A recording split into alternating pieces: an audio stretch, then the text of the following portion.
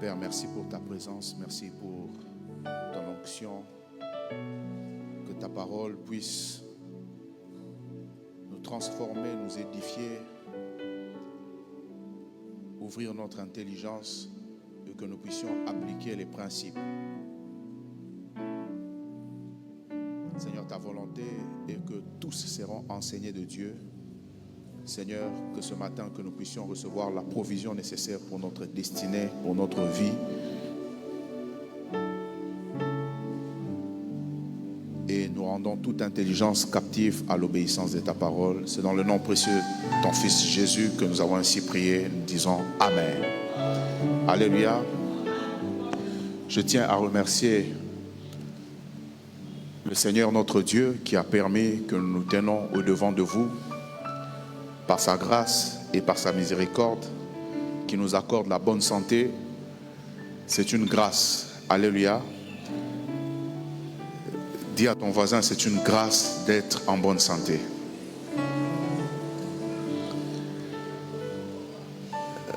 Deuxièmement, nos remerciements s'adressent au pasteur Lange de cette église qui a renouvelé sa confiance en notre personne.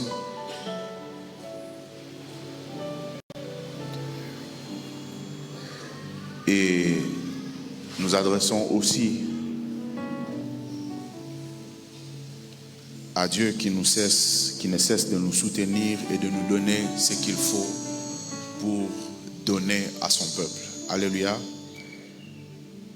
Nous allons sans plus tarder lire Deutéronome 26, 17 à 19. Deutéronome 26, 17 à 19, Deutéronome 28, 1, et nous allons lire Genèse 26, 25 à 31.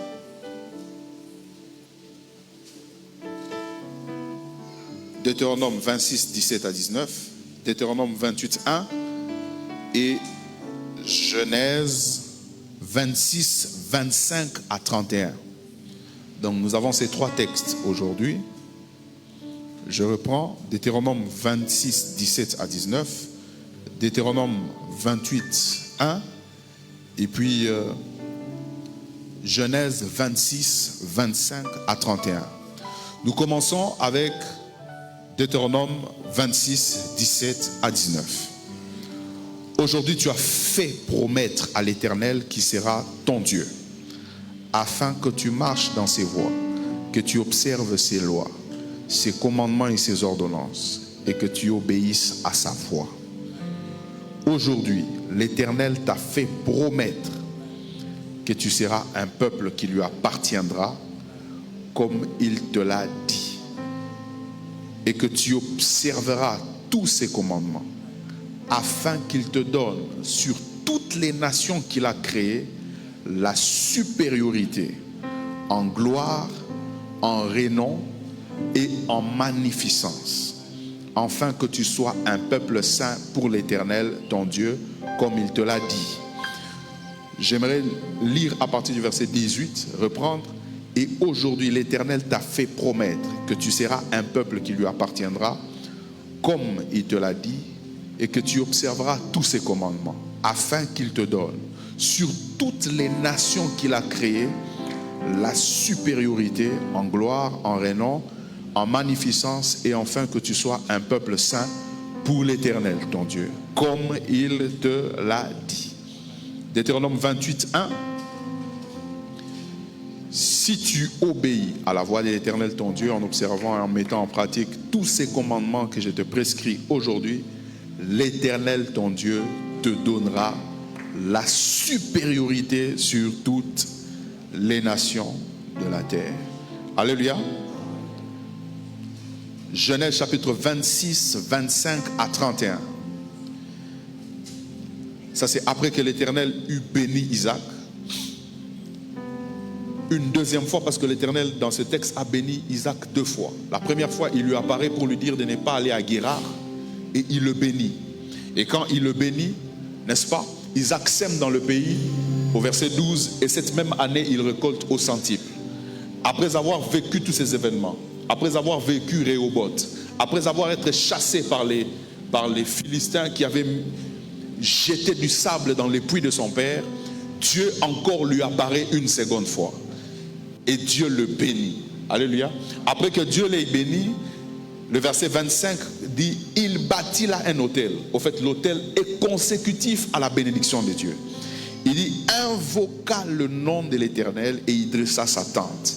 Les serviteurs d'Isaac, ils creusèrent un puits. 26, Abimelech vint de Guérar après lui et Ahuzat, son ami, et Picol, chef de son armée. Isaac leur dit, pourquoi venez-vous vers moi, puisque vous me haïssez et que vous m'avez renvoyé de chez vous? Il répondit, nous voyons que l'Éternel est avec toi. Ça, c'est la première des choses. Donc c'est pourquoi nous disons qu'il y ait un serment entre nous et toi, et que nous fassions alliance avec toi. Jure que tu ne nous feras aucun mal, de même que nous ne t'avons point maltraité et que nous t'avons fait seulement du bien et que nous t'avons laissé partir en paix. Tu es maintenant béni de l'Éternel. Ceux qui ne savaient pas est que l'homme était déjà béni de l'Éternel. Quand vous êtes déjà béni par Dieu, les hommes le remarquent après. Ils le remarquent en retard, mais la bénédiction, c'est une substance spirituelle. Alléluia. Est-ce que tu peux acclamer très fort pour le Seigneur?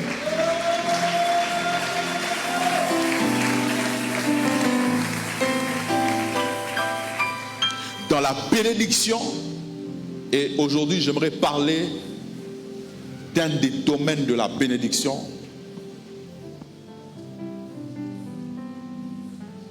Une clé, une des grandes clés de la bénédiction, un des grands domaines dans lequel Dieu nous donne la réussite dans la bénédiction. Une des grandes choses qui est contenue dans la bénédiction, c'est la supériorité. Alléluia. Alléluia. Quelqu'un peut dire amen très fort. C'est la supériorité. Dis à ton voisin la supériorité. Je prie que tu accèdes à cette supériorité. Alléluia. Et vous allez vous rendre compte dans Deutéronome chapitre 17, plutôt 26, 17 à 19, Dieu est en train de parler à son peuple. Il dit qu'il lui donnera la supériorité sur toutes les nations de la terre s'il observe ses voies, ses commandements. Alléluia. C'est une des bénédictions que Dieu a prononcées sur son peuple. Donc ça veut dire que dans la bénédiction, comme nous avions vu l'autre fois, il n'y a pas que la domination, il n'y a pas que l'abondance, il y a aussi la supériorité. Quand Dieu vous bénit, c'est pour que vous puissiez exercer la supériorité. Alléluia. Quelqu'un peut dire amen très fort. Dis à celui qui est à côté de toi, exerce la supériorité. Dis-lui, exerce la supériorité. Et aujourd'hui, nous allons parler de la supériorité comme l'un des contenus de la bénédiction. La supériorité. Alléluia. Et nous avons 4 points, 4 grands points. Le premier, nous allons donner quelques considérations sur la supériorité. Pour ceux qui écrivent, quelques considérations, quelques vérités liées à la supériorité. Le deuxième grand point, nous allons parler des domaines de la bénédiction dans laquelle la supériorité se manifeste. Il y a des domaines. Quand vous êtes béni, il y a des domaines de la bénédiction. Maintenant, on va voir les types de domaines de la bénédiction dans lesquels la supériorité se manifeste. Alléluia. Quelqu'un peut dire amen très fort? Le troisième grand point, nous allons voir les moyens d'accès à la supériorité. Cette supériorité n'est pas n'importe quoi. Cette supériorité, il y a des principes, parce que Dieu fonctionne avec des principes. Notre Dieu est un Dieu des principes. Il a mis des principes partout.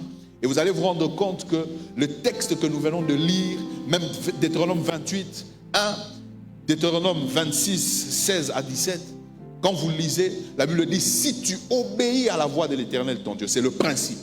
Donc quand vous appliquez le principe, alors la bénédiction vient accompagner le principe. Alléluia. Et pour accéder à la supériorité, il y a des principes liés à la supériorité. Alléluia. Quelqu'un peut dire amen très fort. Et le quatrième grand point, nous verrons ce que la bénédiction fait lorsque elle nous accorde la supériorité. Il y a des choses que la bénédiction fait. Vous savez pourquoi? Parce que la bénédiction, je vous ai dit, ce n'est pas avoir des maisons, ce n'est pas avoir des voitures. La bénédiction, ce n'est pas avoir des biens matériels, mais la bénédiction, c'est un manteau spirituel. La bénédiction, c'est un contenu spirituel que Dieu investit en vous, qui va créer toutes ces choses-là, qui va créer la richesse, qui va créer la domination, qui va créer la supériorité. Donc c'est un contenu spirituel, c'est un revêtement spirituel que Dieu accorde à un homme, qui amène dans cet homme et qui crée de nouvelles choses dans la vie de cet homme et des bonnes choses. Alléluia. Quelqu'un peut dire amen très fort. Alléluia. Et la première des choses, comme je vous avais dit, quand Dieu crée l'homme, il le bénit. Avant de lui dire, quoi ici? Avant de lui dire, ne mange pas de l'arbre du jardin, avant de lui dire tout ce qu'il faut lui dire, avant de lui donner les instructions, Dieu commence par bénir l'homme. Et toute créature sur la terre comme au ciel a été bénie de Dieu lorsqu'il a été créé. Donc c'est la première des choses que Dieu fait dans la vie de tout être. Alléluia. Et nous allons voir ce que la bénédiction fait lorsqu'elle nous accorde la supériorité.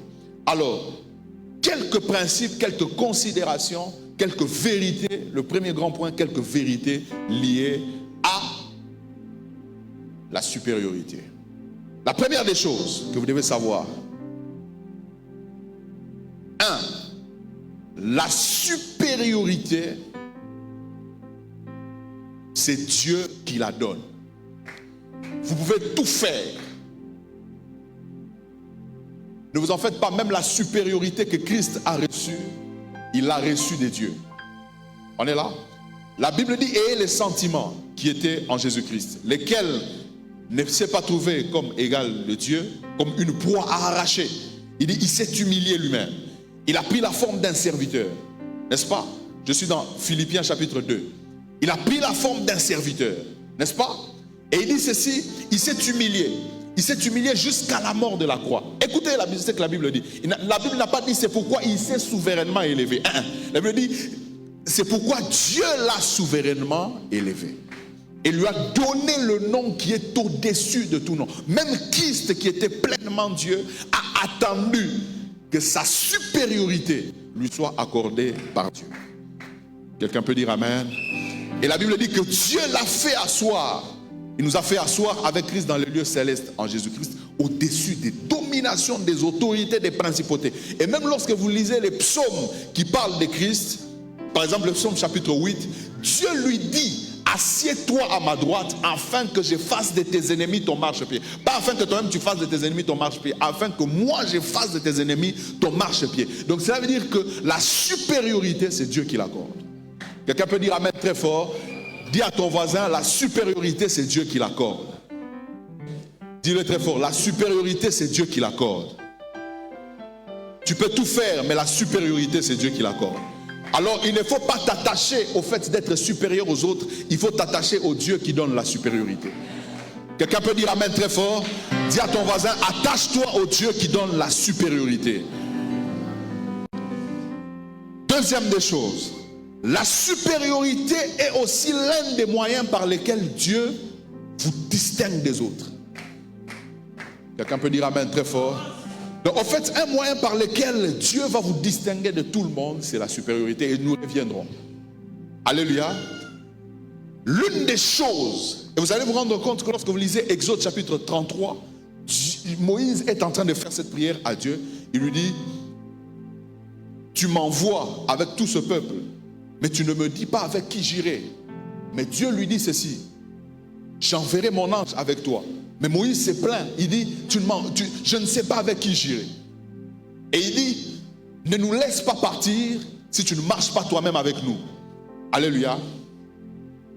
Et c'est ainsi que, écoutez ce que Moïse dit, et c'est ainsi que nous serons distingués de toutes les nations de la terre. Donc Moïse s'accroche à cette parole de Deutéronome chapitre 28, 1, où Dieu est en train de dire qu'il leur accordera la supériorité sur toutes les nations de la terre. Donc il y a un lien entre la supériorité et la distinction.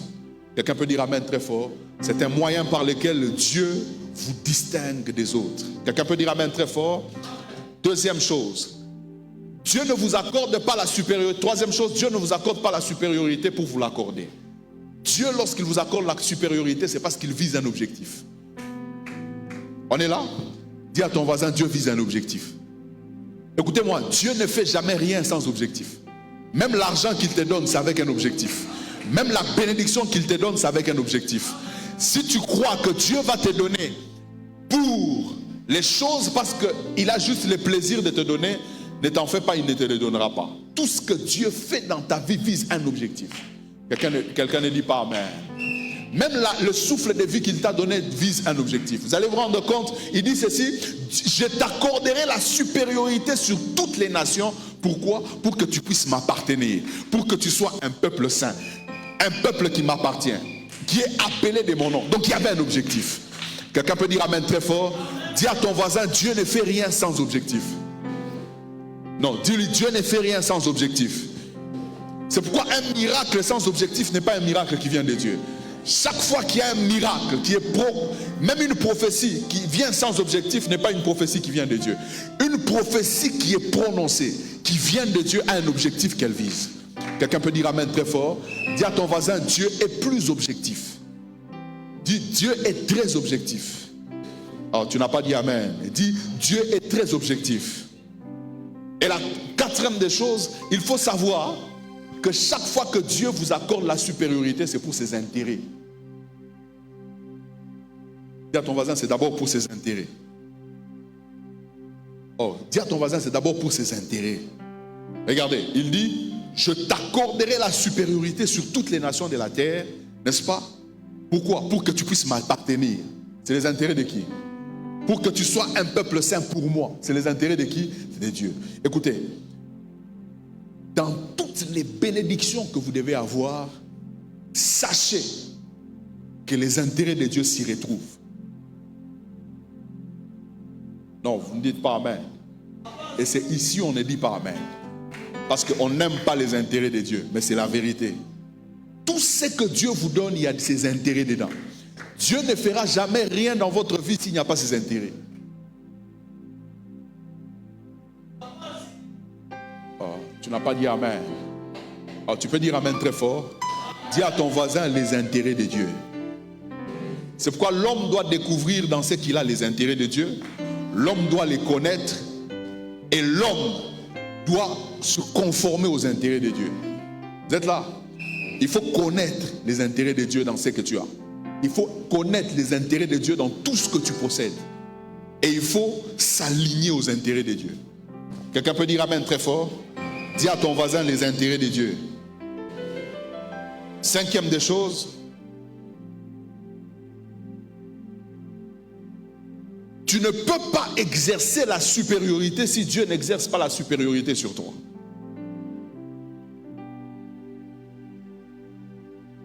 Dis à ton voisin, tu ne peux pas exercer la supériorité. Ah, je sens que tu es fatigué. Dis-lui, tu ne peux pas exercer la supériorité si Dieu n'exerce pas la supériorité sur toi.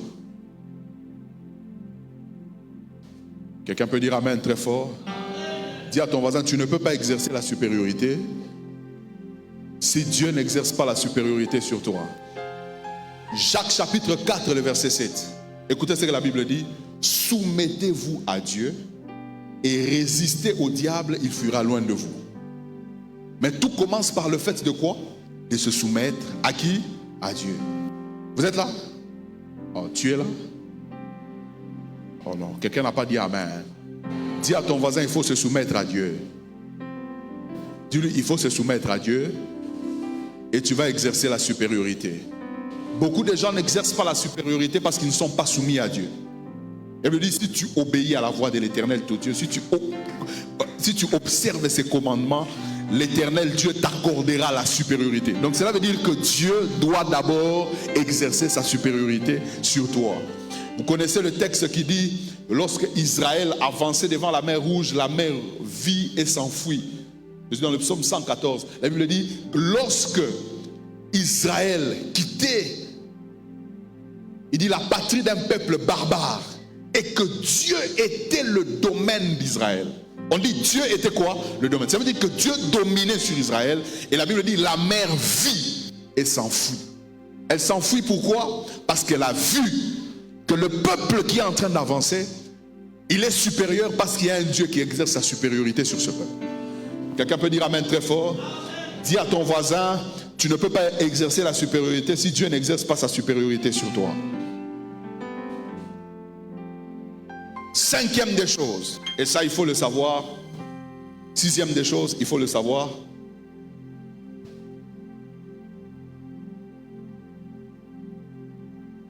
Il y a des dimensions et des domaines de la supériorité.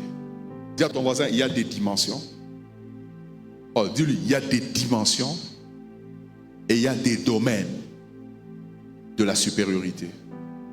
Dis-le encore fort, il y a des dimensions et il y a des domaines de la supériorité. Nous allons le comprendre avec le texte de Genèse chapitre 49, le verset 1 à 4. C'est la bénédiction de Jacob sur Ruben. Écoutez ce que Jacob va dire sur Ruben. Il dit ceci sur Ruben. Jacob appela ses fils et dit, assemblez-vous et je vous annoncerai ce qui arrivera dans la suite des temps. Je vais au verset 3. Il dit ceci, Ruben, toi mon premier-né, ma force, les prémices de ma vigueur. Écoutez, il lui dit supérieur en dignité, supérieur en puissance. Donc cela veut dire qu'il y a des domaines de la supériorité. Donc tu peux être supérieur en dignité mais pas en puissance. Tu peux être supérieur en puissance mais pas en dignité. Donc il y a des domaines de la supériorité. Écoutez, mais il lui dit ceci, impétueux comme les eaux. Mais il lui dit, tu n'auras pas la prééminence. Donc il y a des dimensions de la supériorité. La prééminence, c'est la supériorité absolue. La supériorité, c'est une autre dimension de la supériorité. Mais pourquoi il lui dit que tu n'auras pas la prééminence? Parce que tu es monté sur la couche de ton père. Donc il y a des dimensions de la supériorité et il y a des domaines de la supériorité. Dis à ton voisin, il y a des domaines de la supériorité et il y a des dimensions de la supériorité. Alléluia. Parce que tu peux être supérieur en dignité mais pas en puissance. Supérieur en puissance mais pas en dignité. Tu peux avoir t'arrêter à un certain niveau de supériorité.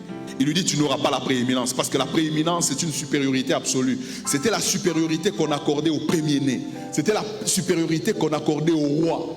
Parce qu'ils avaient la supériorité absolue. Alléluia. Mais il lui dit tu n'auras pas cette supériorité là. Tu as déjà une certaine supériorité mais il y a une dimension à laquelle tu n'accéderas pas. Pourquoi? Parce que tu es monté sur la couche de ton père. Quelqu'un peut dire amen très fort.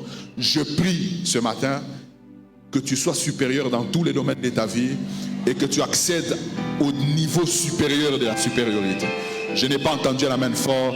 J'ai dit, je prie au nom puissant de Jésus que dans tous les domaines de ta vie, que Dieu t'accorde la supériorité, mais que tu accèdes aussi à des niveaux de supériorité. Alléluia. Je vais vous dire une chose, un chef de prison, il est supérieur aussi. N'est-ce pas, non? Vous êtes d'accord avec moi? Un chef des esclaves, il est aussi supérieur.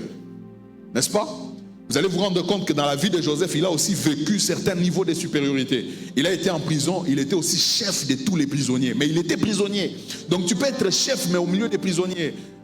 Mais ce que j'aime, c'est la supériorité que Dieu lui a accordée après lorsqu'il s'est présenté devant Pharaon.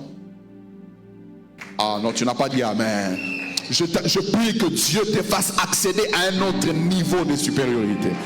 Ah non, tu n'as pas dit amen. Je dis, je prie ce matin que Dieu te fasse accéder à un autre niveau de supériorité. Quelqu'un peut dire amen très fort? Les domaines. Deuxième grand point, le domaine de la supériorité. Dis à ton voisin les domaines de la supériorité. Le premier domaine, je vais aller très vite. Le premier domaine, c'est la dignité. Dis à ton voisin la dignité. Dis à ton voisin la dignité. Écoutez ce que Jacob dit à Ruben. Il lui dit, Ruben, toi mon premier-né, ma force, les prémices de ma vigueur. Il dit supérieur en dignité et en puissance. Dis avec moi en dignité. Dis à ton voisin en dignité. Je vais vous dire une chose. La dignité, c'est quoi? C'est l'honneur. Dis-moi l'honneur. Quand Dieu vous bénit, il y a une chose que Dieu va mettre en avant et qu'il va valoriser dans votre vie, c'est votre honneur. Non, tu n'as pas dit amen.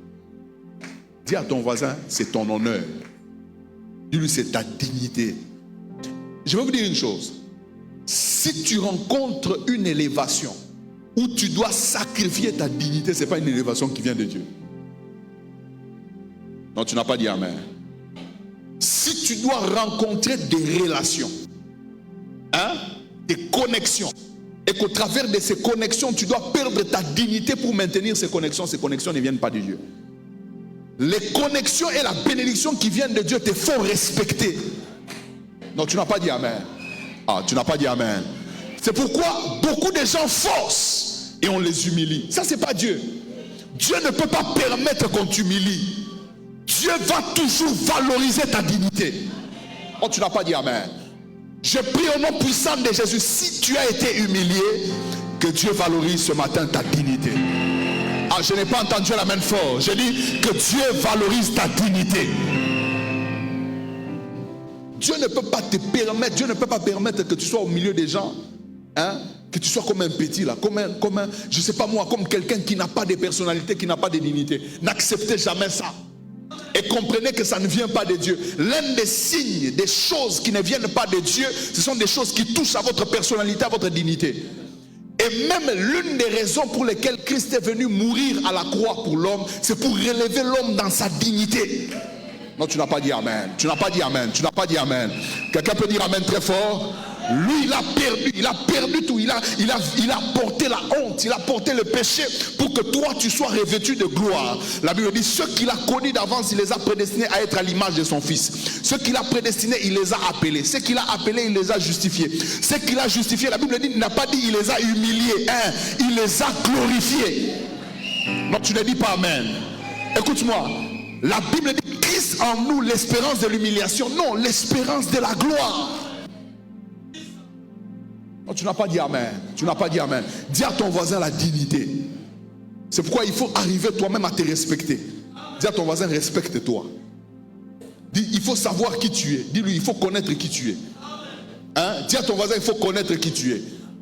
Il y a des gens comme Abraham, Dieu le bénit, Dieu l'appelle, Dieu le bénit. Lorsqu'il rencontre le roi de Sodome lui dit, donne-moi les hommes, moi je vais te donner l'argent. Il dit, je ne prends pas ton argent parce que tu peux dire que c'est toi qui as enrichi Abraham. Donc ça veut dire que dans une connexion entre moi et toi, moi je n'accepterai pas de perdre ma dignité. Quelqu'un qui est béni de Dieu, c'est un homme dont Dieu valorise sa dignité. Je prie au nom puissant de Jésus. S'il y a des gens qui t'ont humilié, que Dieu favorise ta dignité.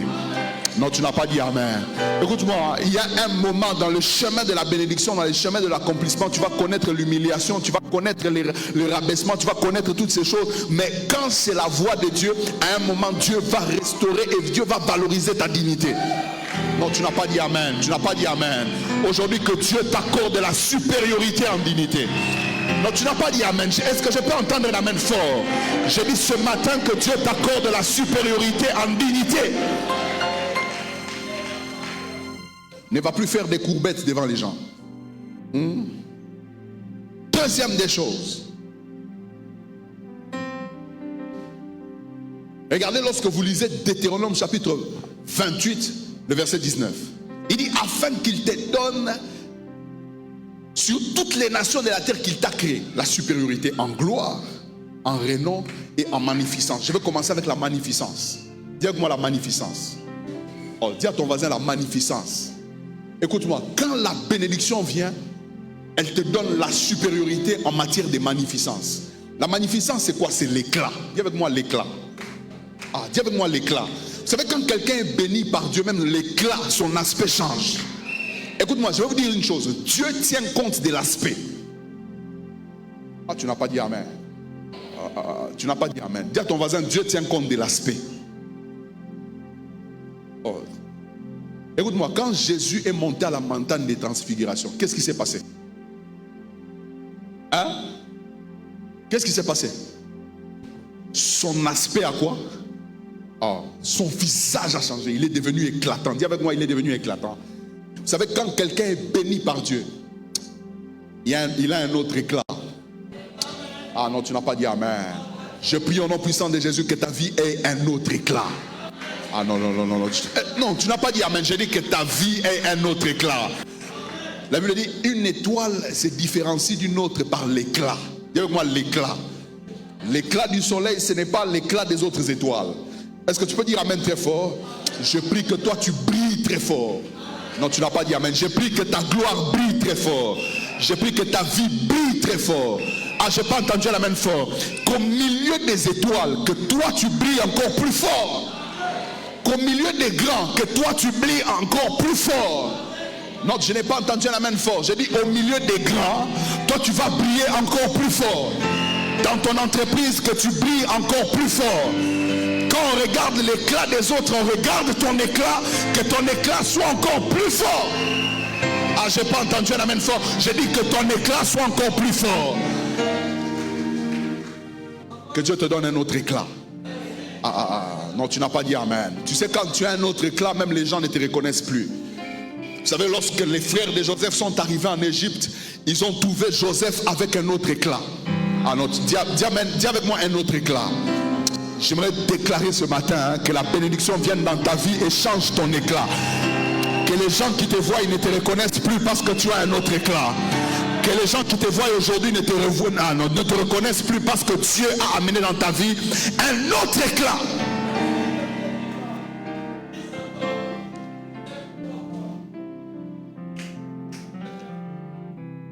Alléluia. La troisième des choses, le troisième domaine, c'est la renommée. Dis avec moi la renommée.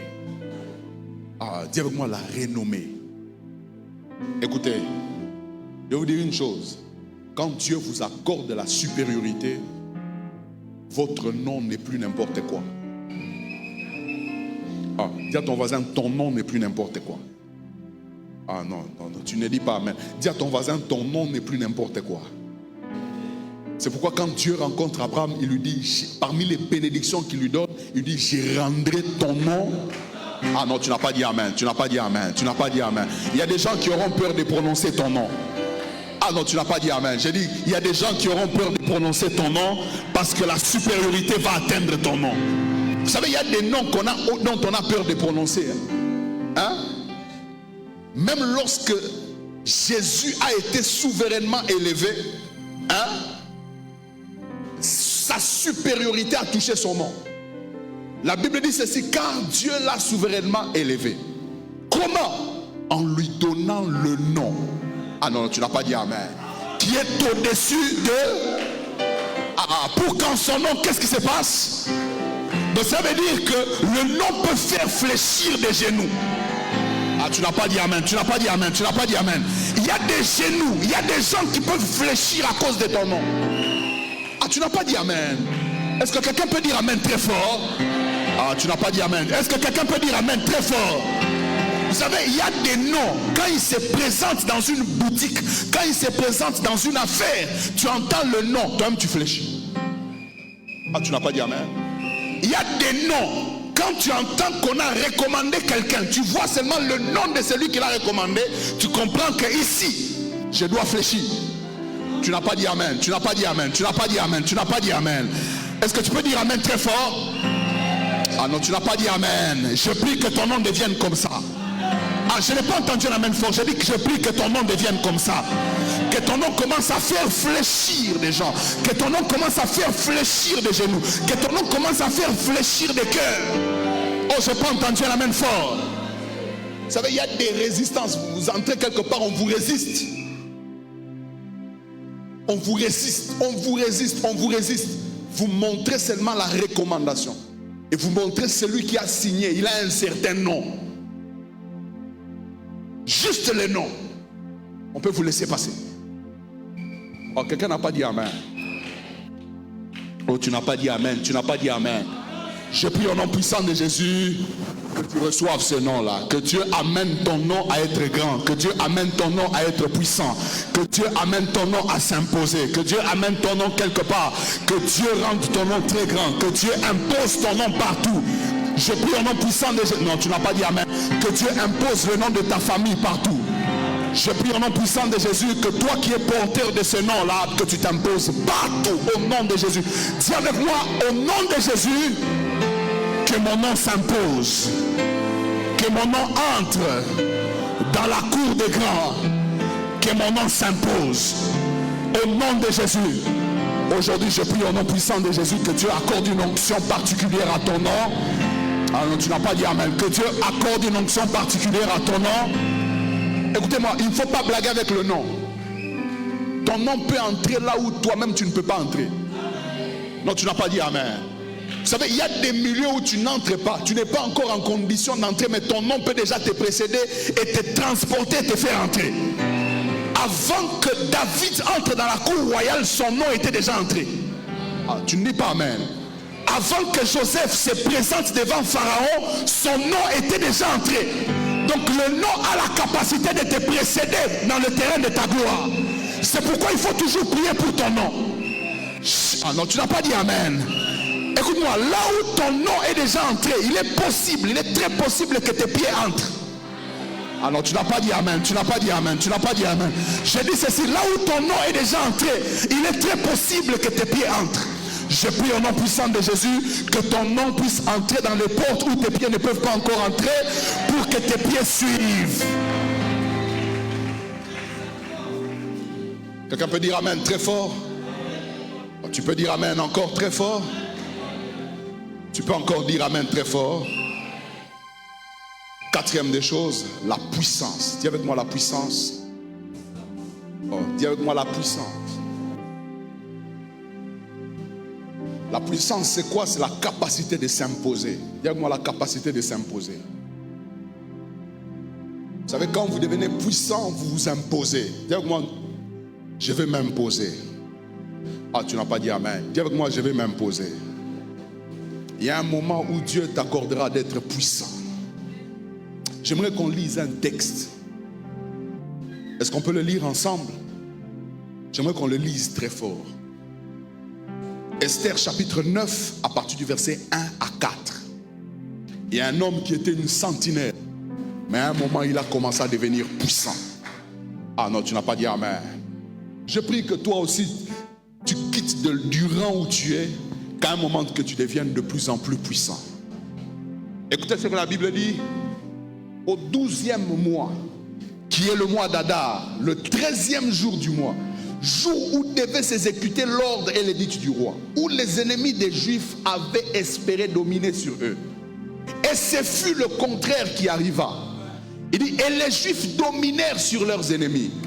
Les Juifs se rassemblèrent dans les villes, dans toutes les provinces du roi Assuérus, pour mettre la main sur ceux qui cherchaient leur perte. Et personne ne put leur résister. Car la crainte qu'on avait de s'emparer, s'était emparée de tous les peuples. Et les chefs des provinces, les satrapes, les gouverneurs, les fonctionnaires du roi soutinrent les Juifs. À cause de quoi? De l'effroi que leur inspirait qui? Une sentinelle. Ah, tu n'as pas dit amen. Dis à ton voisin une sentinelle. Mardoché.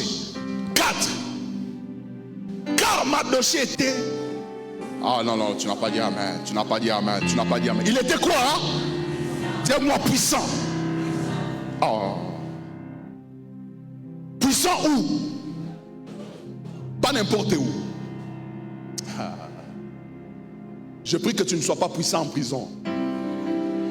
Je prie que tu ne sois pas puissant au milieu des esclaves. Je prie que tu sois puissant dans la cour du roi. Aïe, aïe, aïe, tu n'as pas dit amen. Écoute-moi, le problème n'est pas être puissant, mais où est-ce que tu es puissant? Ah, où est-ce que tu exerces ton influence? Où est-ce que tu t'imposes? Un homme qui était une sentinelle s'impose dans la cour du roi, dans la maison. On ne dit même pas dans la cour, on dit dans la maison. Dis-moi dans la maison. Sa renommée a fait quoi?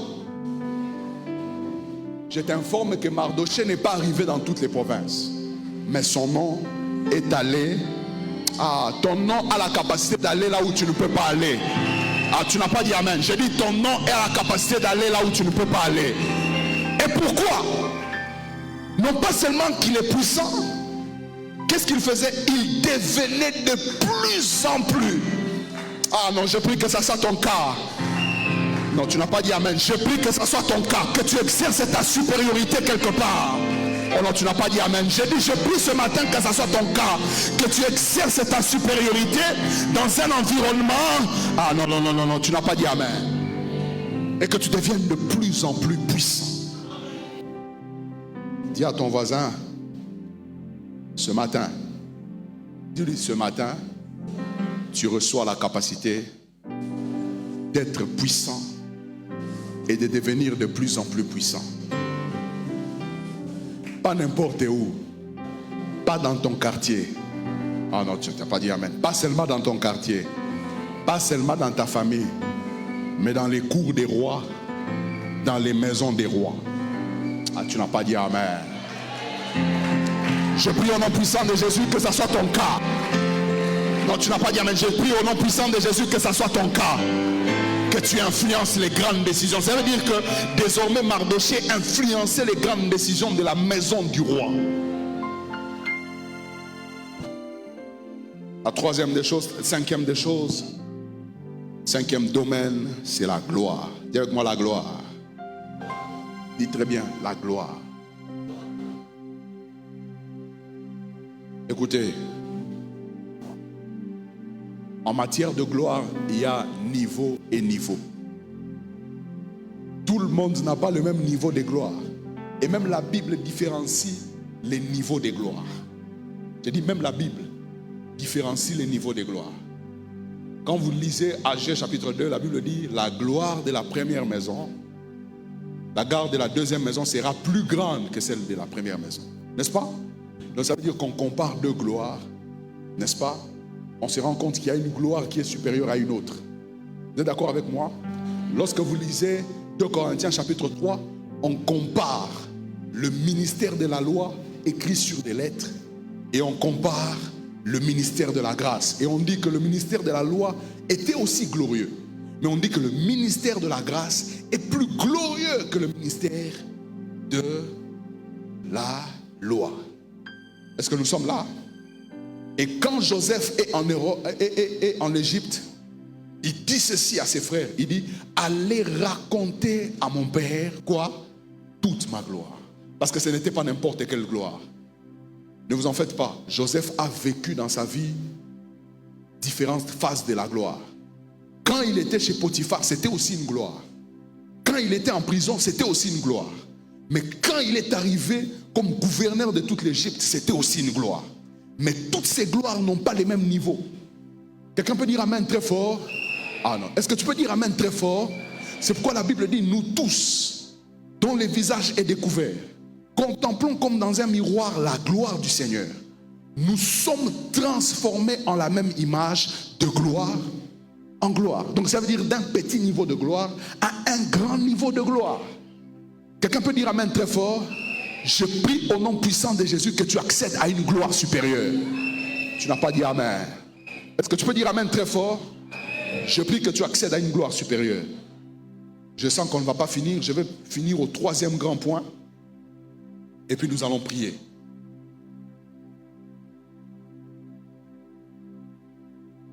Maintenant, les moyens d'accès à la supériorité.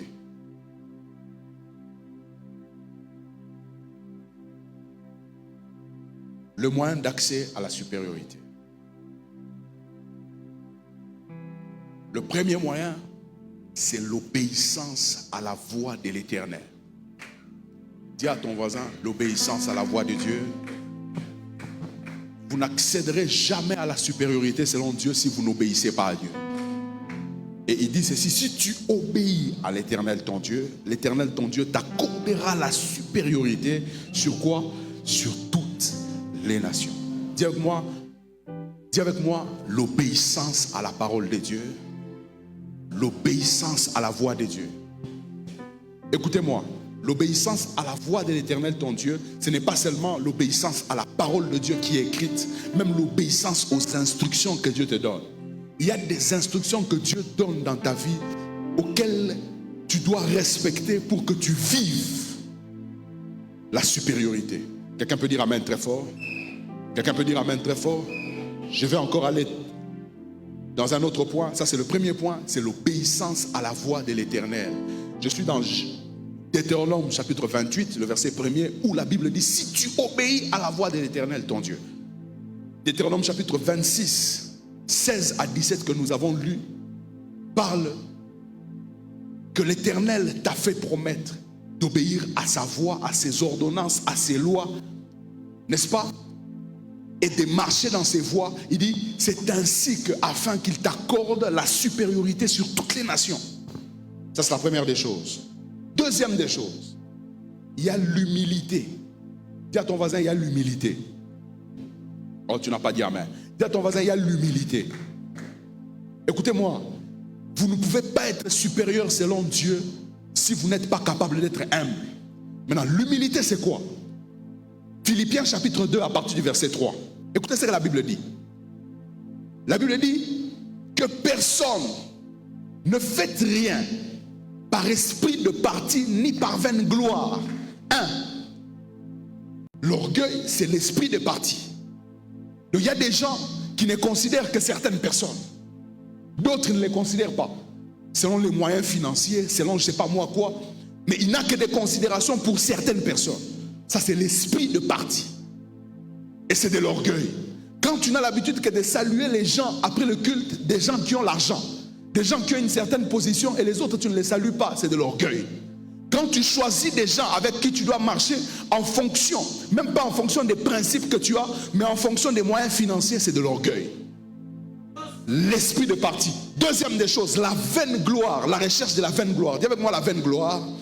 Et c'est l'une des choses que les gens recherchent, la vaine gloire. Il dit, ne faites rien par esprit de parti, ni par vaine gloire. Le plus grand problème parfois, c'est qui anime l'orgueil de plusieurs personnes, c'est la vaine gloire.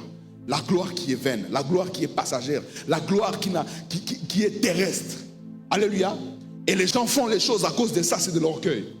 Mais il dit que l'humilité vous fasse regarder les autres comme étant au-dessus de vous-même. Ce n'est pas qu'ils sont au-dessus de vous, mais que ton regard sur les autres les place quand même au-dessus de toi. Ça veut dire, arrive quand même à les considérer au point où tu les considères même au-dessus de toi. Même celui qui n'a rien arrive à le considérer au-dessus de toi. Il dit, et que chacun de vous, au lieu de considérer ses propres intérêts, considère aussi ceux des autres. L'un des signes de l'orgueil, ce sont les gens qui font les choses pour leurs propres intérêts. Quand il s'approche de toi, c'est son intérêt qu'il vise. Quand il s'approche des gens, c'est son intérêt. Si il n'a pas d'intérêt avec toi, vous n'avez aucune relation, il ne t'appelle pas rien du tout. Le jour où il t'appelle, le jour où il s'approche de toi, c'est le jour où il a un intérêt qu'il vise. Ça, c'est un problème. Ah non, tu n'as pas dit amen. Dis à ton voisin, il faut aussi viser l'intérêt général. Vous savez ce qui tue aussi notre pays et que les gens font les choses pour leurs propres intérêts. Si on visait à tous les niveaux l'intérêt général, ce pays aurait avancé. Quelqu'un peut dire amen très fort? Dis à ton voisin l'intérêt général. Dis à ton voisin l'intérêt général. Il dit que chacun d'entre vous ne vise pas ses propres intérêts, mais qu'il vise quoi? L'intérêt général. Quelqu'un peut dire amen très fort? Troisième des choses, vous n'accéderez jamais à la supériorité si vous n'êtes pas au service des autres. Ah, tu ne dis pas amen, mais c'est la vérité. Dis à ton voisin, tu n'accéderas jamais à la supériorité si tu n'es pas au service des autres. Écoutez ce que la Bible dit dans Matthieu 20, 26 à 28. Il dit, il lancera de même au milieu de vous. Il dit, mais quiconque veut être grand parmi vous, qu'il soit votre serviteur. Quiconque veut être quoi? Qu'il soit quoi? Donc, au fait, on commence à être grand lorsqu'on est serviteur des autres. On commence à être grand pas lorsqu'on est servi par les autres, mais lorsqu'on est serviteur des autres. Vous savez ce qui tue même la plupart des gens dans l'église est que les gens n'aiment pas être au service des autres. Même ici à l'église. On aime qu'on nous serve, on aime qu'on fasse, on aime les honneurs, mais on n'aime pas être au service des autres. Jésus à un moment a lavé les pieds de ses disciples. Parce que lorsque vous êtes grand, la grandeur en vous commence lorsque vous êtes serviteur des autres. Écoutez, Je vais vous dire une chose, Dieu ne vous récompense pas seulement pour ce que vous avez fait pour lui, mais aussi il vous récompense pour ce que vous avez fait pour les autres. Parfois vous ne vous rendez pas compte. Il y a des gens qui disent, moi je sers Dieu, je ne sers pas les autres. Non, vous servez Dieu lorsque vous le servez, vous servez Dieu lorsque vous servez les autres.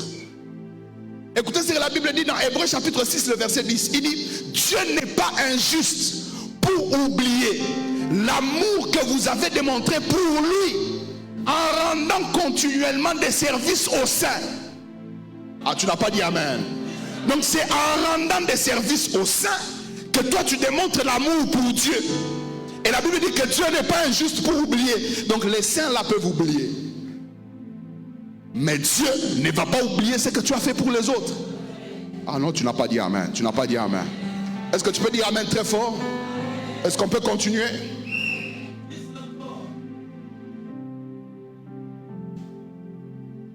Quatrième des choses,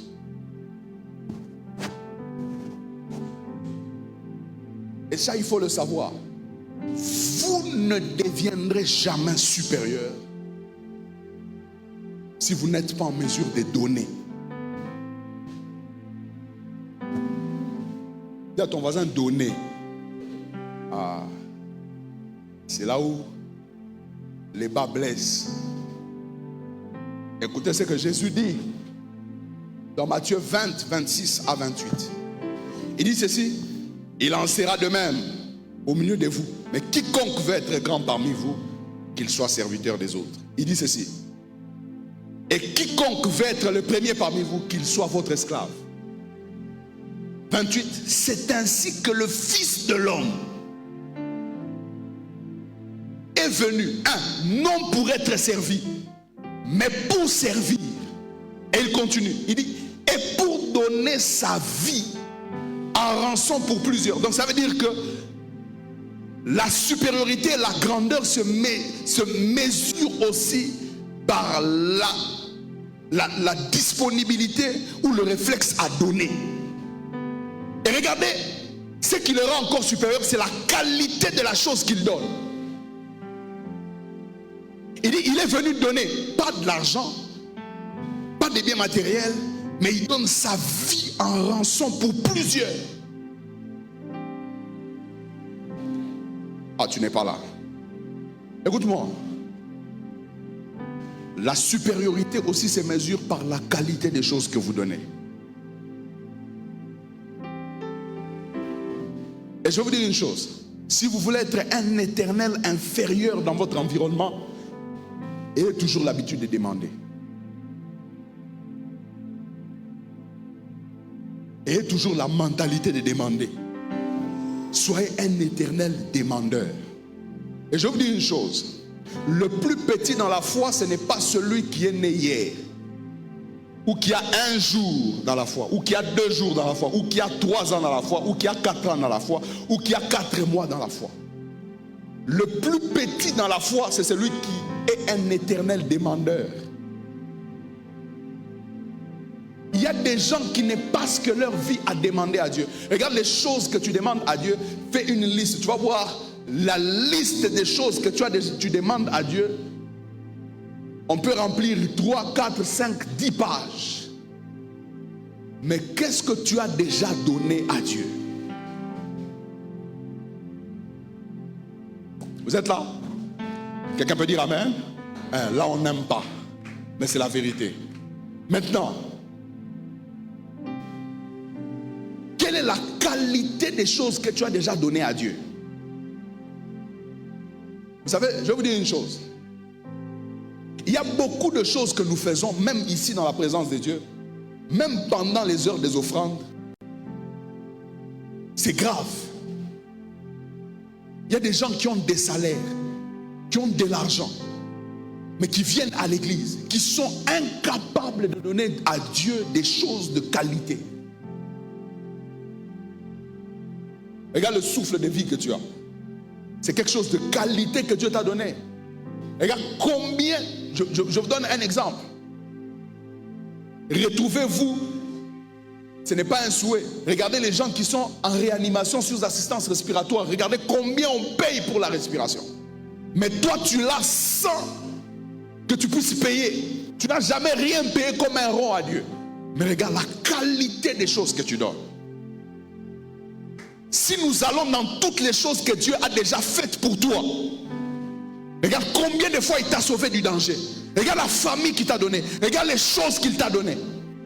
Parfois même des choses dont tu n'as même pas demandé, tu n'as même pas prié pour ça, mais tu les as reçues. Et très souvent, les choses même pour lesquelles les autres jeunes prient, mais toi tu les reçois facilement. Mais regardez la qualité des choses qu'on donne. Dis à ton voisin, la qualité des choses qu'on donne. Je ne sais pas pourquoi, mais je vais un peu m'appesantir là. La qualité des choses qu'on donne. Vous ne serez jamais supérieur si vous n'avez pas le réflexe de donner. Et si vous n'avez pas le réflexe de donner des choses de qualité. Jésus lui-même est venu. Je vous ai dit, il n'a pas donné de l'argent, il a donné sa vie. Vous savez, David, à un moment, il dit, lorsqu'on voulait acheter l'air d'Arvana, le Jébusien, on voulait lui donner ça gratuitement. Il dit, moi avec Dieu, je ne fonctionne pas avec la gratuité. Moi et Dieu, on n'a pas signé un contrat de gratuité. Il dit, moi je veux acheter ça. Parce que je ne peux pas donner à Dieu quelque chose qui ne m'a rien coûté. Mais il y a des gens qui ont signé avec Dieu un contrat de gratuité. Je vais vous dire une chose. Sachez ceci. Dans le monde spirituel, il y a plusieurs types de grâces. Plusieurs sortes. Et toutes les grâces ne s'obtiennent pas de la même manière. La Bible dit, tout don parfait, toute grâce excellente proviennent d'en haut du Dieu de lumière en qui il n'y a ni changement ni nombre de variations. Il dit tout don parfait et toute grâce. Donc il y a plusieurs sortes de grâces. Donc il y a des grâces que tu reçois lorsque tu crains Dieu. La Bible dit Noé trouva grâce aux yeux de Dieu. Pourquoi? Parce qu'il craignait Dieu. Il était dans l'intégrité. Dis avec moi, il y a des grâces que tu as lorsque tu crains Dieu. Hein? Ah, tu n'as pas dit amen. Tu n'as pas dit amen. Il y a des grâces que tu as lorsque tu sers Dieu. Il y a aussi des grâces que tu as sans que tu ne puisses rien demander. Dieu le fait parce qu'il est souverain, il est amour. Oh, tu n'as pas dit amen. Tu n'as pas dit amen. Car Dieu est en tant d'aimer le monde qu'il a donné son Fils unique afin que quiconque croit en lui ne périsse point. Mais il y a aussi des grâces qui sont des grâces sélectives. Dieu ne l'accorde pas à tout le monde.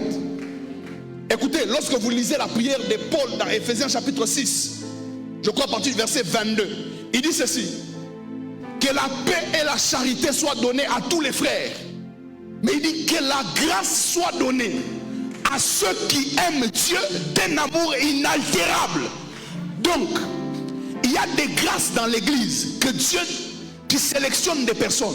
Dieu voit, celui-ci il m'aime, celui-ci il me sert, celui-ci il ne me donne pas des choses qu'il ramasse dans sa poche pour venir mettre dans les offrandes. Celui-ci quand il vient, il prépare son offrande, il me respecte. Ah, tu n'as pas dit amen. Mais c'est la vérité. C'est la vérité. Regardez lorsque Isaac, Dieu le bénit. Sa réaction devant la parole de la bénédiction, il bâtit un autel. Mais il y a des gens, excusez-moi de le dire, mais ce sont des habitudes que nous devons arrêter. Tu reçois une parole de bénédiction du pasteur. D'abord l'offrande que tu viens donner là, c'est n'importe quoi. Et puis tu viens même après le culte. Oh non pasteur, j'ai pas d'argent, j'ai pas ceci. Il y a des habitudes qu'il faut laisser.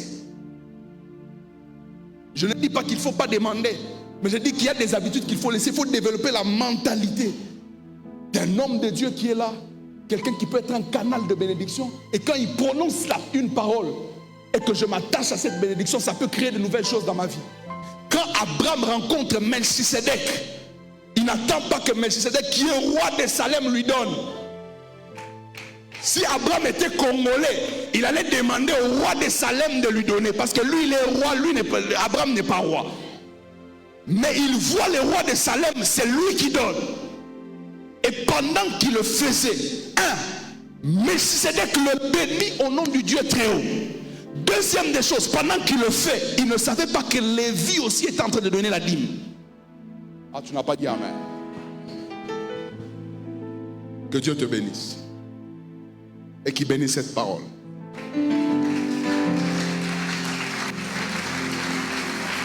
Aujourd'hui,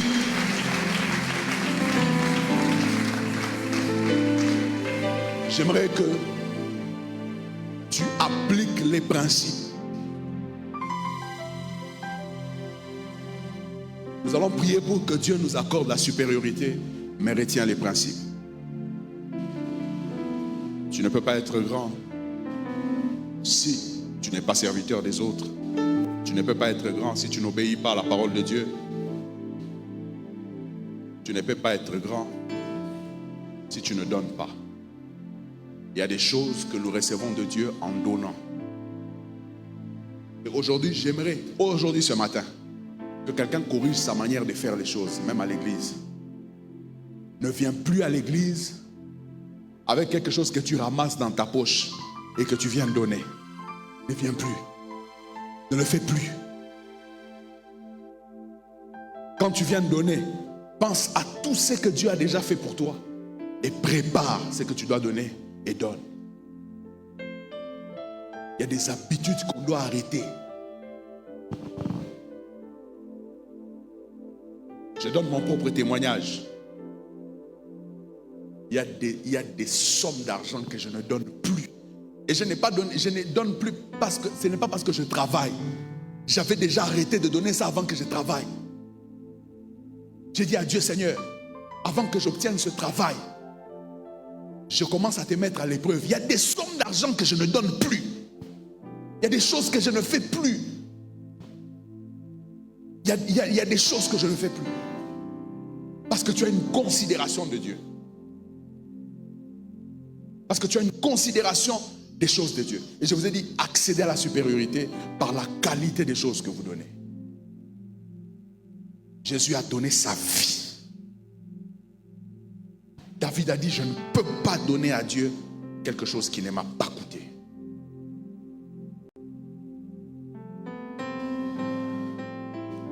Et il y a une grande clé de la bénédiction dans tout ça. Et que Dieu se souvient toujours de tout ce que vous faites pour lui. Toujours. Mais faites-le avec votre cœur. Et quand le cœur y est, il y a des choses qu'on ne fait plus. Parce que le cœur y est. La Bible dit, tu aimeras l'Éternel ton Dieu de tout ton cœur. De tout ton cœur. Avant qu'on prie pour la supériorité, j'aimerais d'abord qu'on prie. Tu dises à Dieu, Seigneur, apprends-moi à donner. Apprends-moi à être au service des autres. Apprends-moi à respecter tes ordonnances. Est-ce que tu peux prier avec moi? Avant que tu puisses te lever, et puis on va prier. Mais j'aimerais d'abord que tu pries.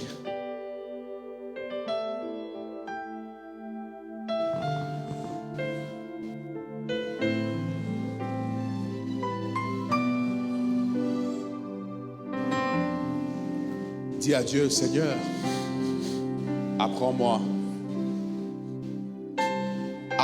l'humilité. Apprends-moi à être au service des autres.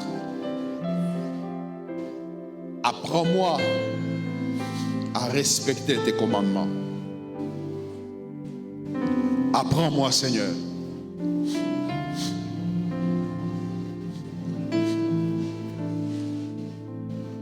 Au nom de Jésus. J'aimerais que tu lèves ta main droite, étant assis. Répète cette prière avec moi. Dis avec moi, Seigneur Jésus,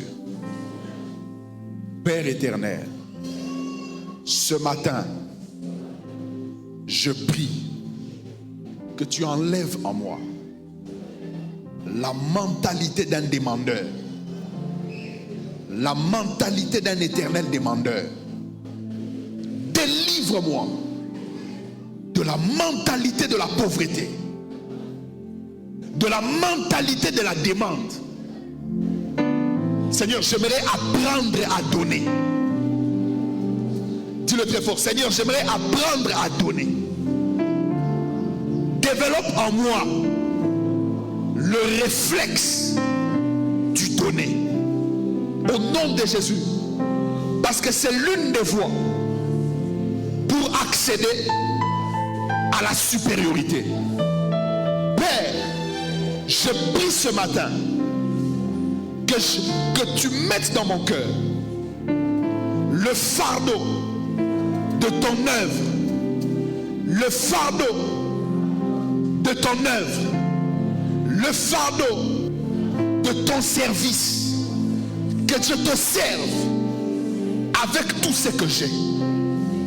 Au nom de Jésus, que j'apprenne à reconnaître tes intérêts dans tout ce que j'ai, parce que c'est la clé de ma bénédiction. Ôte en moi toute mentalité de la médiocrité, que je ne sois plus médiocre dans ma manière de te donner, que je ne sois plus médiocre dans la manière de te servir.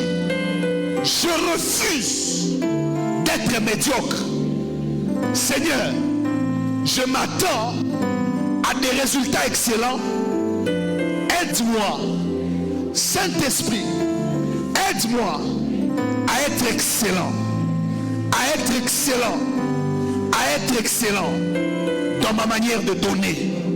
Au nom de Jésus, au nom de Jésus, développe en moi la mentalité et les réflexes de la bénédiction, et que je ne rate pas l'opportunité d'être béni. À chaque fois que tu présenteras devant moi l'opportunité pour être béni, Seigneur, que mes mains soient faciles à donner, à me connecter à la bénédiction. Au nom de Jésus. Maintenant tu vas t'élever, on va prier.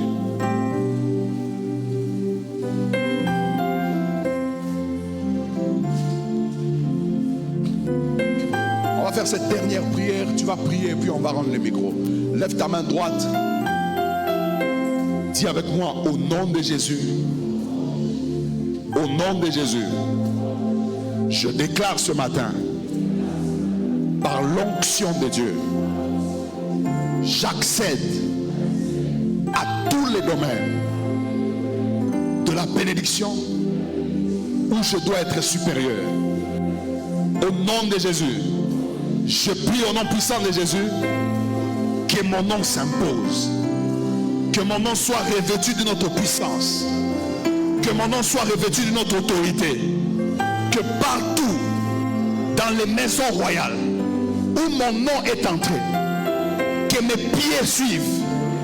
Au nom de Jésus, je prie ce matin que les portes qui me sont fermées,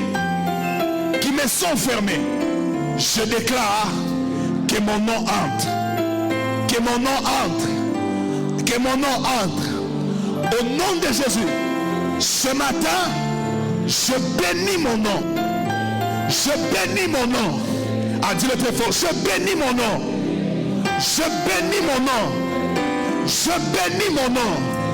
Au nom de Jésus, comme Mardoché, que je devienne puissant dans les maisons des rois, que je devienne puissant dans des environnements élevés, que je devienne puissant dans l'environnement de ma gloire, que je devienne puissant dans l'environnement de mon élévation, que je devienne de plus en plus puissant.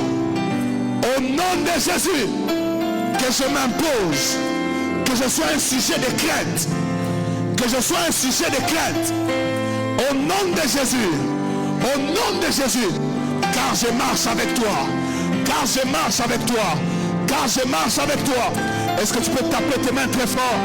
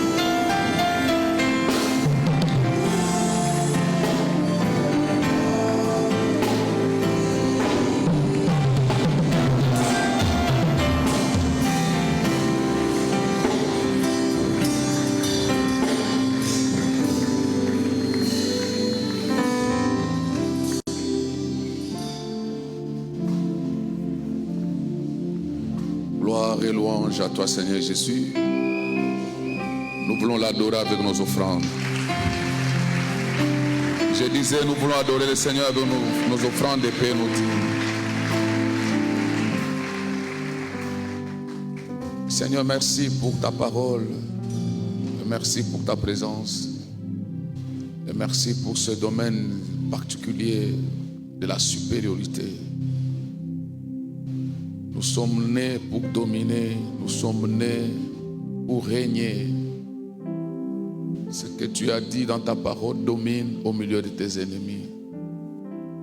Fais-nous grâce de t'obéir, de rester attaché à toi et de marcher dans tes voies.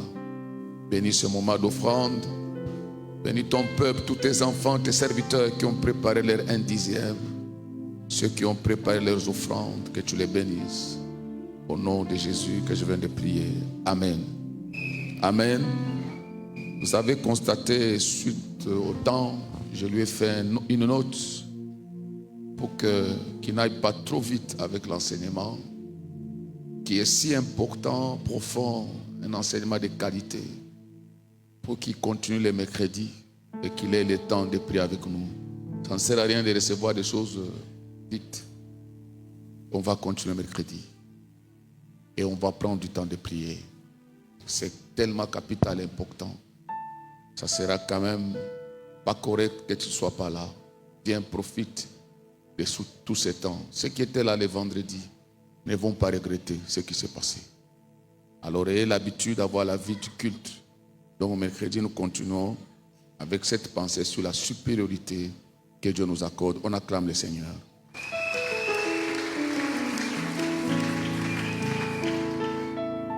Je pense qu'il a chuté en insistant sur les données. On doit grandir dans ces domaines. Il m'a rappelé beaucoup de choses, surtout quand il parlait de souffle de vie.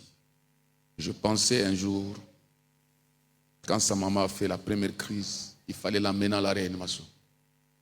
Pour entrer là-bas, on m'a demandé, il dit, il faut une caution de $5,000. Une caution. 5,000. Je n'en avais pas. J'ai négocié quoi que maman Néné était présente ce jour-là. Je parlais avec le docteur Claude, qui nous a prêché un jour ici. Il a négocié avec son chef. Il a dit, c'est mon pasteur, faites quelque chose. Il dit au pasteur, la caution c'est 5,000, mais qui donne d'abord ce qu'il a. On va commencer à les têter. Pour les souffles de vie, que Dieu nous donne chaque jour, gratuitement. Vous voyez, il y a des gens qui meurent parce qu'ils n'ont pas les moyens, l'argent. Mais Dieu nous les donne gratuitement. Tu dors, tu te réveilles. Mais regarde ce que tu as en main, en banque. Et regarde ce que tu donnes à Dieu. Ça doit nous interpeller. Ça doit nous interpeller. Vous voyez quelqu'un, il vient à l'église avec 1 000 francs, 5 000 francs. Il croit qu'il a beaucoup donné. Mes amis, Patrice, frère Patrice, Alobaka, Kolala Kolamuka, les années, habitude. C'est une grâce que tu respires, que tu marches, que Dieu te donne des beaux enfants. Et vous voyez que la vie, elle peut t'échapper à un moment. Mais il y a un Dieu, celui qui veille sur Israël, ne sommeille ni ne dort. Je veux que tu réfléchisses. Et quand tu donnes à Dieu, tu regardes la qualité de l'offrande que tu donnes. Regarde l'épouse que Dieu t'a donnée, l'époux que Dieu t'a donné, les enfants que Dieu t'a donné, la vie que Dieu t'a donnée. Et quand tu viens à l'église, tu donnes quoi au Seigneur? Tu donnes quoi? Moi, j'apprécie souvent. Des fois, je ne suis pas fort dans les visites. Je ne suis pas trop fort. Et parfois, c'est pour garder la dignité, il ne faut pas trop. Ce sont des principes. Hein? Quand vous arrivez dans la maison de quelqu'un, il est heureux de te voir. Voir quelqu'un qui prend $100 qui te donne, pasteur, que Dieu te bénisse. Ça fait. Mais quand tu viens à l'église, c'est dimanche, je vais donner $100 à Dieu. Il y a mon fils, il disait qu'il me fait rire souvent. Il me dit, papa, donne-moi un peu. Il peut te demander, j'ai besoin de $50. J'ai dit, papa, ça va changer quoi dans ta vie? Ça va changer quoi? Si tu donnes 100, hein, ma voisine, ça va nous changer quoi? Tu quittes la maison, tu dis aujourd'hui, je prépare un $50, je vais donner à Dieu. Tu dis, je vais donner à Dieu, je vais donner à Dieu, même 2000, je donne. Offrande, offrande. Ça va changer quoi? Par contre, ce que tu gagnes, tu ne le sais pas. Et puis, il faut servir les autres. Il ne faut pas être insensible au malheur des autres, aux problèmes des autres. Il ne faut pas être insensible. Il y a des gens, des marbres, des marbres. Moi, les enfants qui me mettent KO, ce sont les orphelins. Les enfants qui étudient difficilement. Tu vois un enfant intelligent, mais il n'a pas de moyens. Moi, ça me fait mal. L'enfant vient, pasteur, j'ai chômé toute l'année parce que mes parents n'ont pas les moyens de payer les moyens. Que Dieu nous fasse grâce. Que Dieu nous fasse grâce. Mes amis, que Dieu nous fasse grâce. Ceux qui nous fréquentent le savent. Mais je sais aussi détecter les menteurs. Et tu sens que celui-ci, il vient mentir. Il y en a trop qui viennent à l'église. Ils racontent une histoire sans tête ni queue. On m'a amené quelqu'un qui l'autre un dimanche. Là-bas, pose un problème. J'ai dit, mais comment vous pouvez faire entrer quelqu'un? Vous sentez qu'il ment. Mais quelqu'un qui a un problème, vous sentez que là, il y a un problème. Il faut intervenir et vous intervenir. Ne soyons pas insensibles. Soyons sensibles aux problèmes des autres. Que Dieu vous bénisse. Qu'il vous bénisse. Qu'il vous bénisse. Voilà, nous allons apporter ceux qui ont préparé leur 10e. Vous pouvez les amener et que Dieu bénisse votre travail. On continue cet enseignement mercredi. Rapidement. Que Dieu vous bénisse, qu'il bénisse votre travail.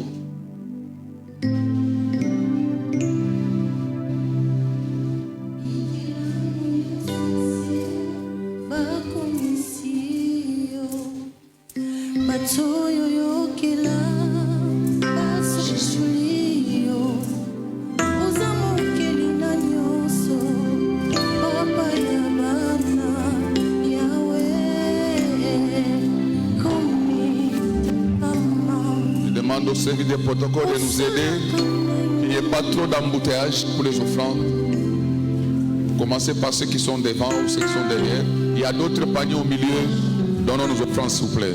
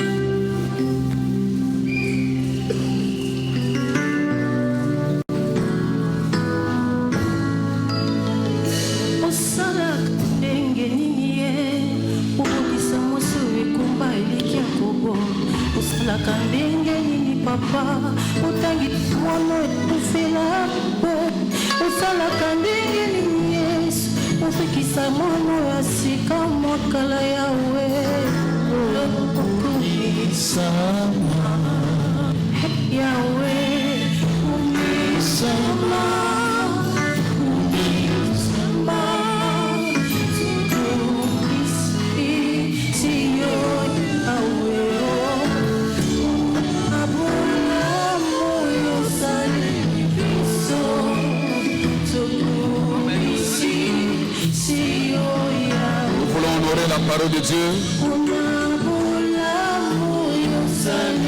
N'oubliez pas mon panier d'évangélisation.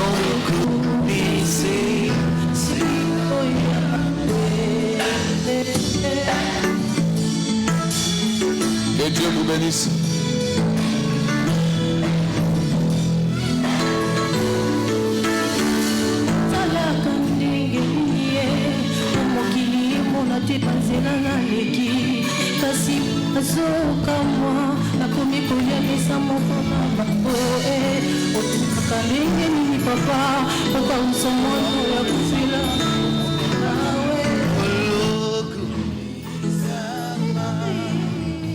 Merci.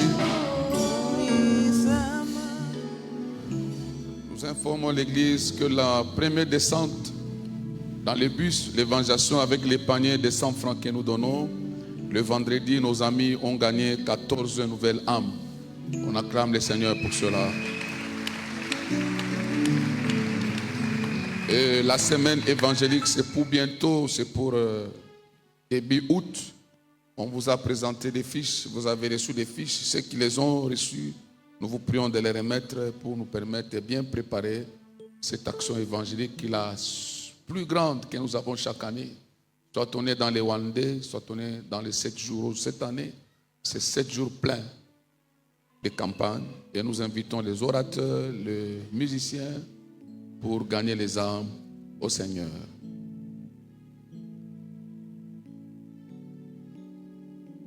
Tous les fiancés, les couples sont priés d'assister à leur réunion mensuelle ce samedi 8 juin à partir de 17h. Vous connaissez votre endroit habituel. Actuellement, si vous voulez vous marier, vous n'allez pas nous surprendre comme ça. Je dois négocier, parler. Les papa, fils, vous pouvez vous lever. Maman Florence, c'est eux qui s'occupent des fiancés. C'est eux qui ont pris la relève. Et papa pasteur Jean-Louis. Alors, je dis toujours, même quand quelqu'un t'a dit, tu as dit oui à quelqu'un, voyez papa, ils vont commencer à... Je ne veux pas de relations académiques sous les arbres.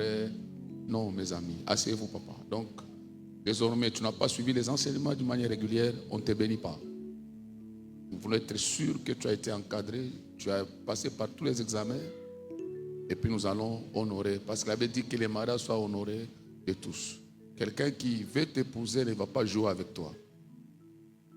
Soyons sérieux. Honorons nos parents. Honorons l'Église. Honorons Dieu. Donc, allez vous enregistrer. C'est à partir des nombres des enseignements que vous allez suivre, on va vous bénir. Merci. Aujourd'hui, c'est une journée particulière. J'ai 3 enfants à présenter au Seigneur. On acclame le Seigneur.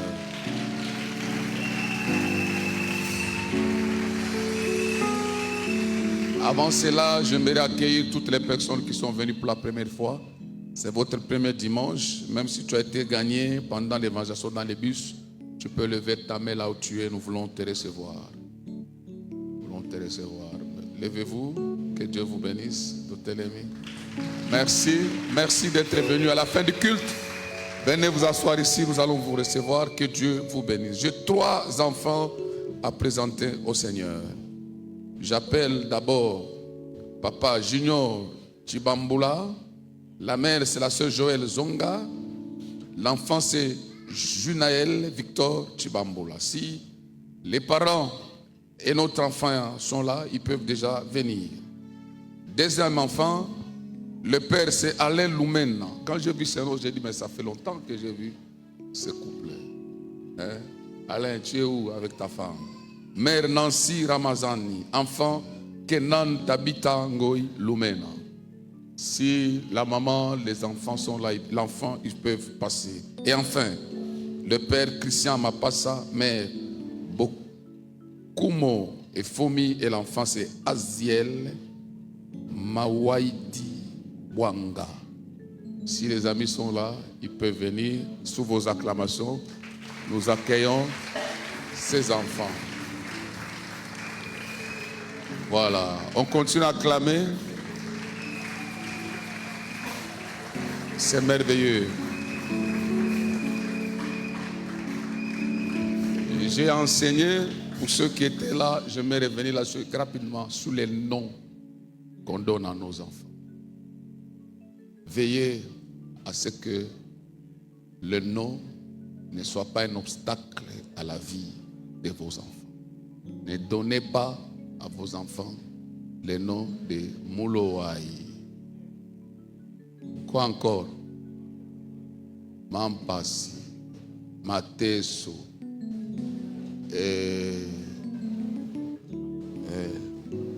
Django, Tarzan. Vous voyez ça? Et il faut chercher d'abord la signification du nom avant de donner. Qui a donné le nom de Jésus? Qui a donné le nom de Jésus? Ses parents ou bien Dieu? Hein? Église. Qui a donné le nom de Jésus? C'est Dieu lui-même qui a dit on l'appellera Jésus. Jean-Baptiste, c'est qui? C'est qui? c'est Dieu lui-même. Ok? C'est important. Alors, il faut voir aussi la vie de la personne. Comment il a vécu. Ça influence. Je ne suis pas en train de raconter des choses. Quand j'ai enseigné les vendredis, mon jeune frère qui est pasteur aux États-Unis m'a appelé. Le pasteur Pati m'a appelé. Ils m'ont dit,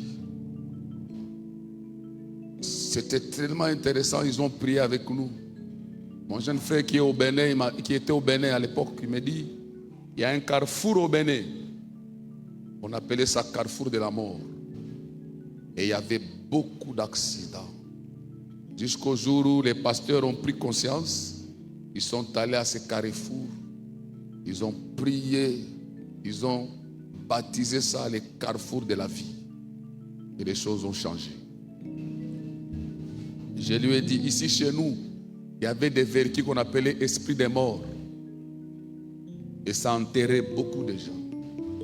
Jusqu'au jour où, entre guillemets, un gouverneur a amené les esprits de vie. L'atmosphère a changé. L'ancien nom du Bénin, ça signifiait dans les ventres du serpent. J'ai oublié les noms. Kérékou, quand il s'est converti, le président Kérékou, il a changé, il a donné le nom du Bénin, ce qui veut dire moindre mal. Mes chers amis, j'ai dit à l'église, si j'avais la connaissance, je n'allais donner à mes enfants que leur prénom et mon nom. C'est tout.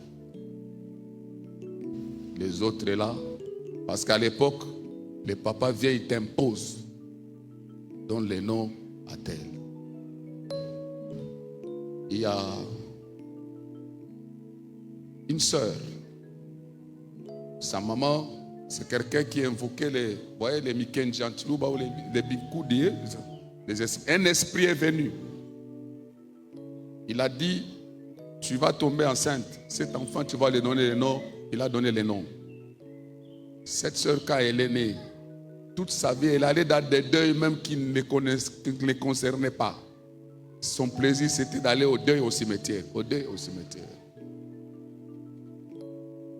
Faites attention.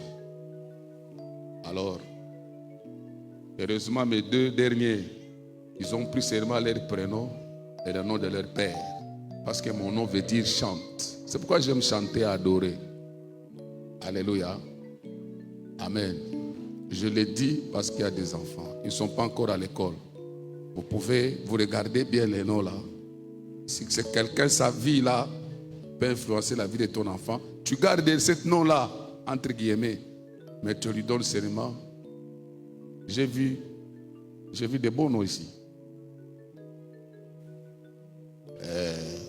Nous enseignons partout. Aziel, Joël. Moi, ces noms comme ça, ça fait plaisir. Tu donnes seulement Joël, le nom de son père, c'est tout. C'est fini. Alors, c'est ainsi que j'habite. Je vais prier. Maintenant, j'ai changé de prier pour les enfants. Je vais même prier pour les noms là, qui n'aient pas de l'influence sur les enfants. Bénir les noms, assainir les noms, sanctifier les noms. Si tu n'arrives pas à changer, il faut sanctifier les noms. On va faire ça. Alléluia.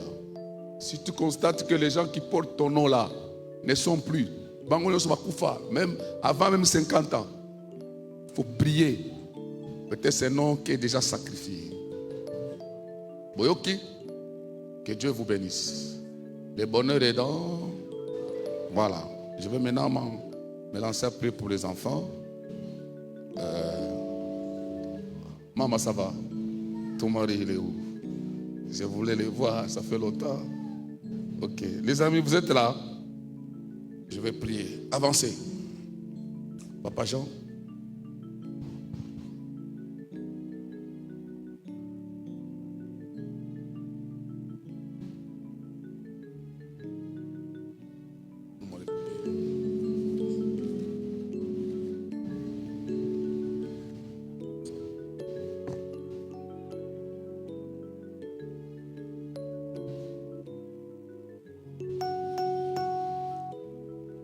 Père très saint, Je prie pour Kenan. C'est toi qui as permis que cet enfant naisse dans ce monde. Quand Jésus lui-même est né, on l'a emmené au temple. C'est pourquoi je la bénis. Je bénis son nom, je le sanctifie. Que ce nom n'ait aucune influence négative sur la vie de cet enfant. Que cet enfant soit béni au nom de Jésus-Christ. Que sa vie soit bénie et qu'elle soit à l'abri de toutes les forces du mal, de puissances maléfiques, des esprits méchants, de l'influence du péché, au nom de Jésus-Christ.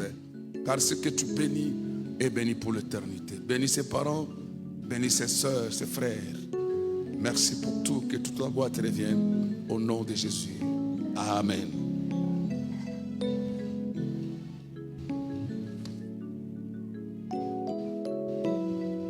C'est tout, maman. Merci. Vous pouvez aller.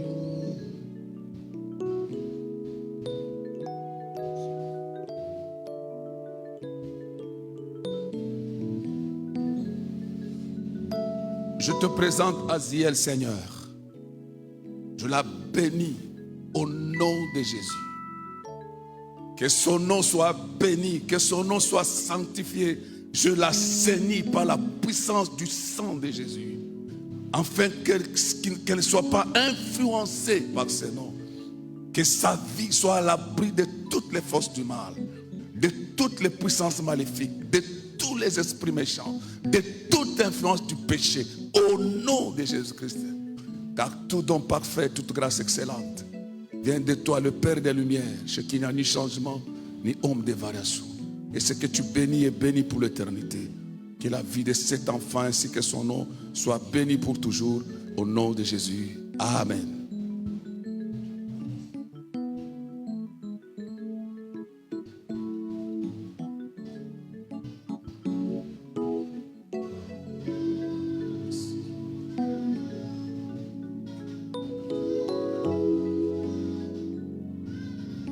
Tout don parfait, toute grâce excellente vient de toi, le Père des Lumières, chez qui il n'y a ni changement, ni ombre de variation. Je prie pour Junaël.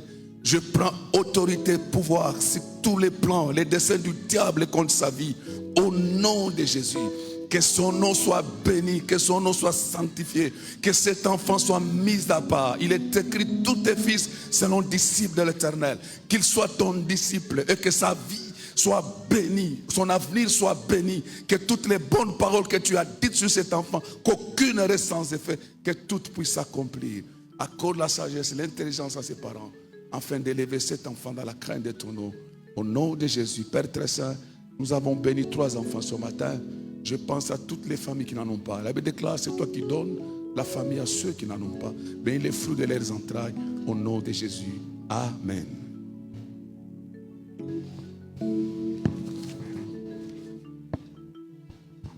On acclame le Père Céleste. Veuillez vous lever s'il vous plaît. Le temps est largement passé. Seigneur, merci pour ce culte. Merci pour ta parole. Merci pour ta pensée. Bénis ton peuple, bénis toutes nos familles.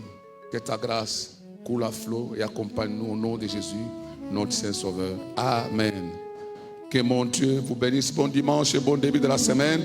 On se retrouve mercredi. Nous nous excusons pour le temps. Libérez-moi les temples pour le deuxième culte. Merci.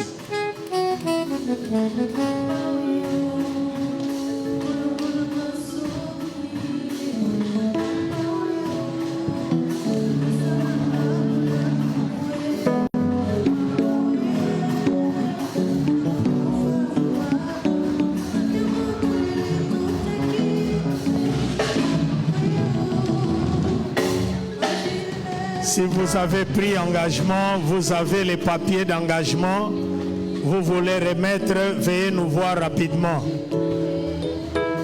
Même si vous avez l'argent que vous avez mis à l'intérieur, veuillez nous voir.